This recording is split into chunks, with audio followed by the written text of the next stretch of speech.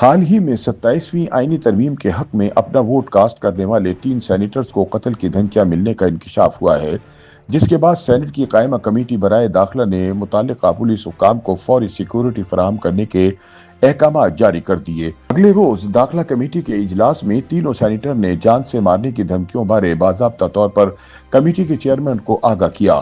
Committee chairman نے متعلقہ security اداروں بشمول پولیس اور ایف آئی اے کو ہدایت جاری کی کہ ان دھمکیوں کی تحقیقات میں پیش رفت کے حوالے سے ایوان کو باقاعدگی سے آگاہ رکھا جائے اور سینیٹر کی سیکورٹی کو اولین ترجیح دی جائے۔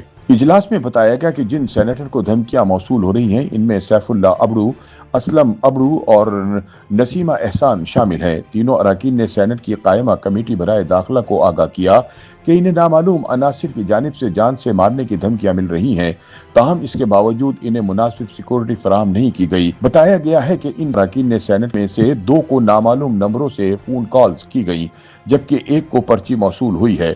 عجیب بات یہ ہے کہ جن اراکین نے سینٹ کو دھمکیاں ملی ہیں، ان میں سے ایک کا تعلق پیپلز پارٹی سے ہے، جس نے 27ویں آئینی ترمیم پاس کروانے میں مرکزی کردار ادا کیا۔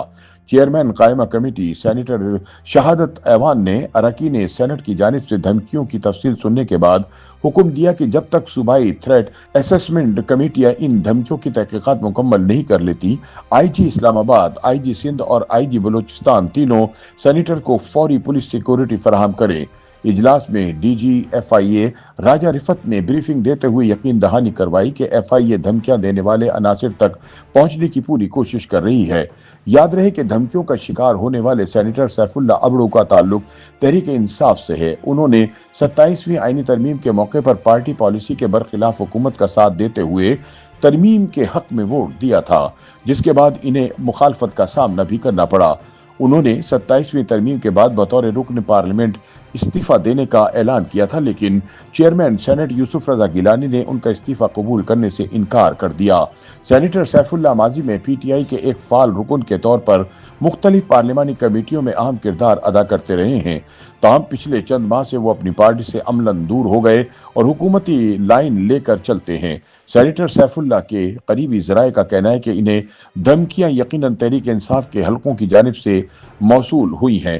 جان سے مارنے کی دھمکیوں کا شکار ہونے والی بلوچستان کی سینیٹر نسیمہ احسان سابق وزیر اعلیٰ مینگل کی جماعت بلوچستان نیشنل پارٹی سے وابستہ ہیں۔ انہوں نے 26ویں آئینی ترمیم کے وقت بھی پارٹی موقف سے ہٹ کر ترمیم کے حق میں ووٹ دیا تھا اور بعد ازاں 27ویں ترمیم کی حمایت بھی کی، جس کے باعث اب انہیں دھمکیاں موصول ہو رہی ہیں کیونکہ بلوچستان نیشنل پارٹی نے 27ویں ترمیم کی مخالفت کی تھی۔ نسیمہ احسان سماجی ترقی، خواتین کے حقوق اور بلوچستان کے مسائل کے حوالے سے سینٹ میں مؤثر آواز سمجھی جاتی ہیں۔ اسی طرح پیپلز پارٹی کے سینیٹر اسلم ابڑو نے بھی 27ویں آئینی ترمیم کے حق میں ووٹ دیا تھا، لیکن دلچسپ بات یہ ہے کہ ان کی جماعت کے تمام سینیٹر نے 27ویں ترمیم کے حق میں ووٹ دیا تھا، لیکن دھمکیاں صرف ان کو موصول ہوئی ہیں۔ وہ سندھ کی صوبائی سیاست سے ایوان بالا تک پہنچے اور پارٹی کے اندر آزادانہ موقف رکھنے کے باعث جانے جاتے ہیں۔ پارلیمانی فورم اور ترقیاتی امور میں ان کی دلچسپی انہیں سندھ کی سیاسی قیادت میں نمایاں مقام دیتی ہے۔